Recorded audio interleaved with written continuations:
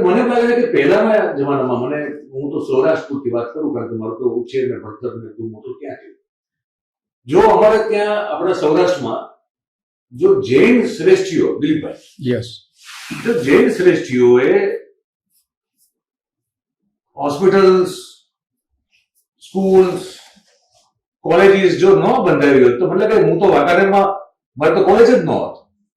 Doshi ફેમિલીએ college બંધાવી તો હું વાંકાનેરમાં college કે મારા જેવા અનેક લોકો કોલેજ કરી શકે. બાકી અમારે તો કાં તો પછી ભણવા માટે રાજકોટ જવું પડત ને કાં મોરબી જવું પડત કોઈ જગ્યાએ, એવું થાય. એટલે આવું તો અનેક કામોમાં છે.